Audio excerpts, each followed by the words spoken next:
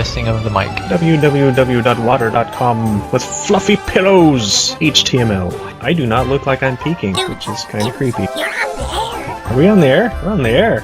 Oh, okay. What am I doing? Oh, I have no intro. Yay! I knew I forgot something. Welcome to the PrinnyCast Roundtable, a casual weekly show where we talk about what we've been up to and the various gaming-related stuff of the last week. We're your hosts. I'm Chris. And no, that's not Grover. It's Mike. What? Hello, it is I. How did Mike. you come back so fast? Unpacking with dedication. Apparently, you thought you were going to be gone for like 3 weeks, and it was just one. Well, I thought two. I thought three. Saying three was a little bit Safety net. Yeah, I thought for sure too, but I ended up back this week. I actually even raided last night. Man, we didn't even get time to miss you. Nope. Though we did get a comment that the chair looked kind of empty for game news last week. But yes, Edna's chatting with us through text messages, and Grover kind of not feeling well, so we're letting him off the hook tonight. And the schedule's also a little changed too, but we'll get to that later. First, the bundles this week include Bundle Stars with the Conquest Bundle, 12 varied games for $5, and then we've got the Indie Royale, which is the Labridia Bundle, where you can catch up on some of those random sim games that seems to be everywhere else. Rupees rolled out 2 bundles with the Build 'em Microdes Adventure Bundle, where you can choose for what you want for basically 50 cents a game, as well as to get everything for $1 Clash of the World Bundle Central Europe. And lastly, of course, is the Humble Weekly Sale with the TSG, a collection of some of the most rewarded and memorable indie titles out there with stuff like Limbo and Cave Story Plus and Dust Force. You see them a lot in these bundle packages, so there's a good chance you're like me and you already have most of these games, but for those of you who don't, this is a fantastic time to catch up. And yeah, that's our bundles. So what have you been playing this week? Well, Trials Fusion came out yesterday, so I downloaded and played some of that. I also, before I moved, was able to get an Xbox One. Now, some people will be like, why'd you pick an Xbox One over a PlayStation 4? And I have reasons, but they are financially motivated, as people will be like, well, PlayStation 4 is cheaper. Yes, normally. Right. And that's all I'll say. Sometimes you can find really good sales if you're paying attention out there. Or people that don't want their old system. Or, that like too. That. Yeah.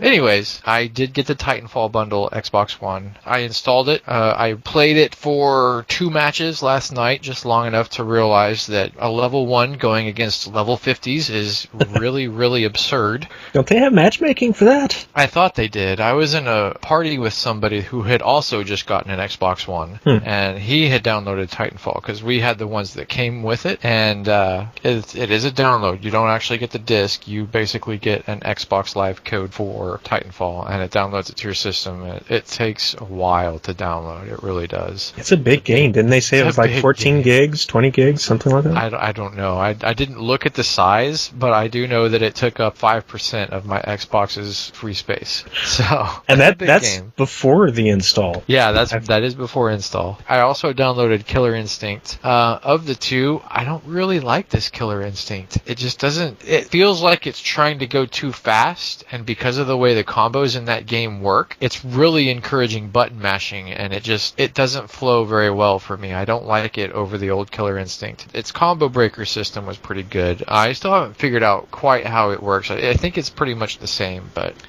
just on Titanfall, I'm not very good at first-person shooter games. I never have been. I'm good enough to beat a campaign mode. This game has no campaign mode. It is all online. Mm-hmm. So I'm kind of getting my butt kicked. It felt very one-sided for the most of the match, and it doesn't help that there is a class that has a pistol that aims for you when you get close enough. So, and I know, like, well, don't let him get close. Easier said than done in that game. I haven't seen a lot of Titanfall, but I have seen enough to know what happens with that particular pistol you're talking about, yes.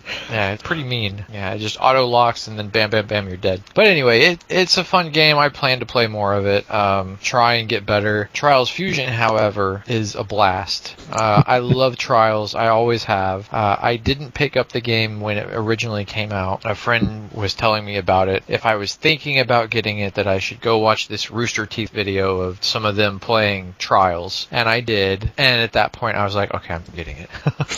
And I've been a Trials fan ever since. So I pre-ordered and got Trials Fusion on Steam when it came out just this past week. Other than that, I really haven't had a lot of time for playing any games. Just before we moved, I I did pick up Yoshi's New Island. It's still wrapped up. I was for sure going to play it in the U-Haul, and that U-Haul was such a terrible experience, and my cats were going crazy, so I just didn't even try to play a game. I heard that was kind of a depressing game anyway, that it was so bare bones, that basic, and had no spirit to it. I don't see how it can live up to the original Yoshi's Island if they changed as much as they have. It seems like they tried to tack on a bunch of stuff, but I haven't given it a shot yet, so next week I will probably have something to say about it. But this week it's still wrapped up. I haven't tried it. Yeah, I'm kind of surprised you got much of gaming at all, but I guess most of it's been over the last, 36 hours? Pretty much, yeah. I played Diablo 3 for the first time since I packed everything up yesterday. At the same time, I raided for the first time in a week and a half last night. So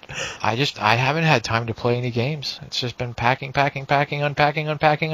You've had an excellent excuse. Yeah. Unlike me. What did you play? Some Crayon Chronicles off and on. Dug out Age of Empires 3 for the first time in probably a year or two. And got into a couple of Counter-Strike matches offline with the bots. I don't play online for many reasons. The same reason as me, and that I'm not as good as anybody else I play against.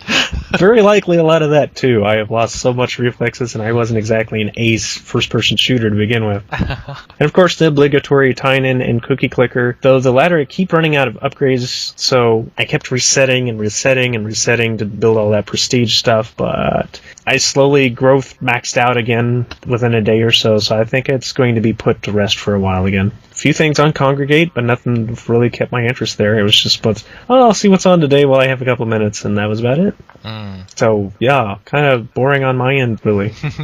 As always, next week. So we're kind of skipping the topic this week since things have been so crazy with the time and scheduling, and so because of all of that, not only have we not really had the time to sit down and discuss what we're going to do, or anything particularly amazing, interesting to speak of, and just the scheduling itself, which may change, so you guys may stop seeing the whole Thursday overnight uploads quite so often. It may get moved around a little bit until things get settled in. I think late night Friday recording is probably however going to stay for now. I don't know if that's going to work well or not, but that's the intention. So that doesn't give me a lot of time to edit overnight for the show, so it may not always be overnight Friday. It may be into Saturday, maybe even over Saturday night, because it's really hard to upload during the day because it kills my internet when I do.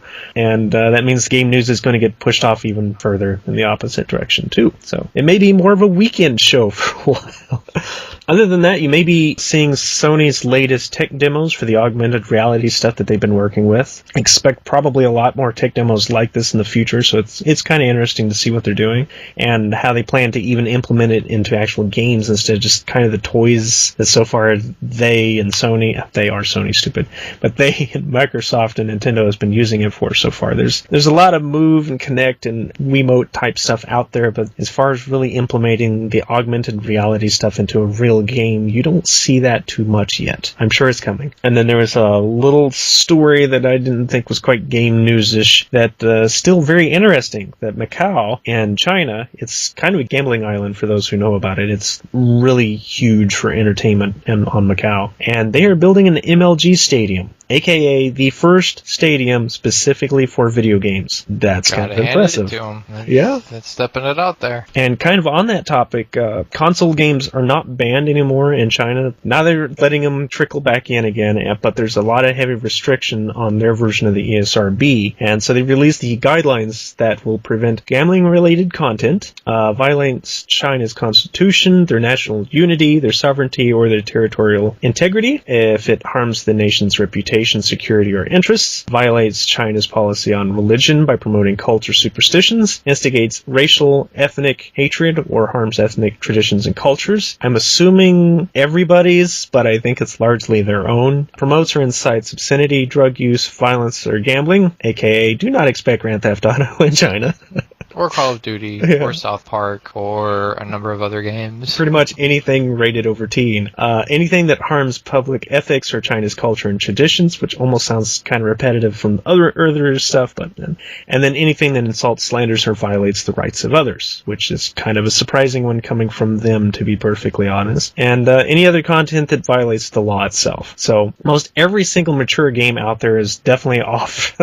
A lot of the teen stuff is probably going to be gone too, but for the most part, this is going to be I know it was said as a joke in some of the forums and comment sections, but this is a really good chance for the Wii U to catch back up. Seriously.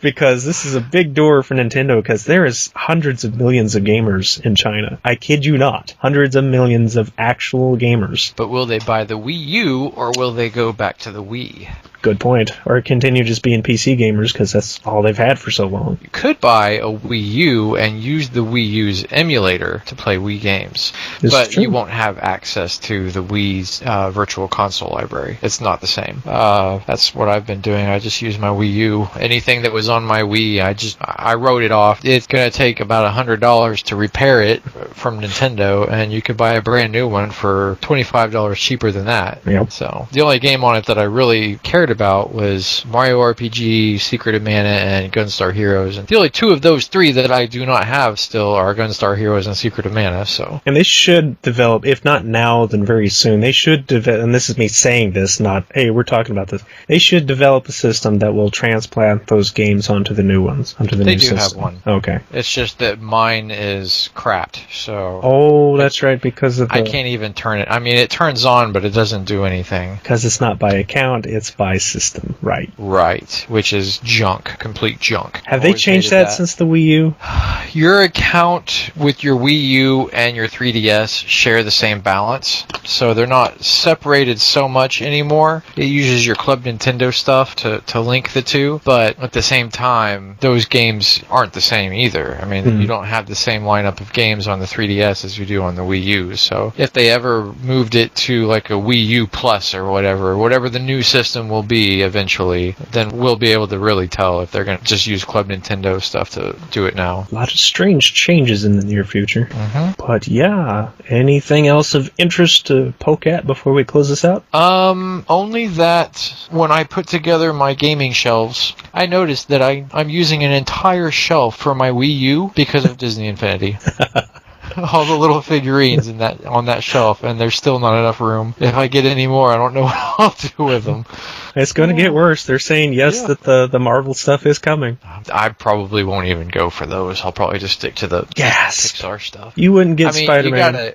You gotta draw the line somewhere. They're not releasing... If they release a play set, then yes, I will. But just for the little toy box figures, I'm getting kind of tired of those because it's not really that interesting unless you're like 12 and then you want to build that kind of stuff. It probably is cool, but for somebody that wants to sit down and play a game and not have to... I don't know. It's just like I can't take my Incredible sets and play them in the Lone Ranger stuff, and I can't play the Toy Stories in my Incredibles. What? Other than that, it's just like a central hub that you can go to and create your own content or download content that other people have created. It's like, I mean, it's just, you basically have this set of tools that you can make and alternate the levels and... It's kind of like a cross between Little Big Planet and something like Minecraft, sort of. It's like Disney Minecraft, exactly. Only not as in-depth at all. No, there's not a lot of... make iron and stuff like that. It's not a game itself, it's just a toolbox to make games for you to play. Pretty much. I thought there aren't people that's done some mighty impressive stuff from what I've seen, but... Yeah, it looks cool. It's just, I'm not really into that kind of stuff anymore. I've been thinking of getting into Minecraft, but it's just that whole, I probably wouldn't stick with it. It's been keeping me out, so... But yeah, other than that ridiculous Disney Infinity collection that I have, nothing else to report. As long as you can fit everything on your shelves. Barely. Stacked on top of my Wii U console and the power adapter for it. Well, once you get it all set up, you should show a picture of it on the show or something. I could do that, yeah. I would do that again, but most of my collecting as of late has all been on Steam, so it wouldn't have changed a whole lot since the last picture I showed on here. My Mega Man D-Art shelf. I'll show that off. Yeah, that would be impressive. Probably don't see a lot of that. But, yes, where do we go when you want to talk to us? Oh, yes, follow us on Twitter at PrinnyCast, and you can contact us with email via PrinnyCast@gmail.com. And unlike me, who wrote it, PrinnyCast@yahoo.com the other day when ordering some games. Yes, I will not live that one down, even just for me personally. So, yeah, you're moved in, so over the next coming months, you're going to have some changes here where you're going to be just doing some extra stuff again. Yep, I will hopefully be able to get a new computer built, in which case I'll be able to stream some games, and yes, we'll see how that goes. Maybe I'll finally do that nostalgia review thing I was talking about. Become even more of an internet celebrity than you already are. I doubt that. But until next time, folks, we'll see you next week. Next week.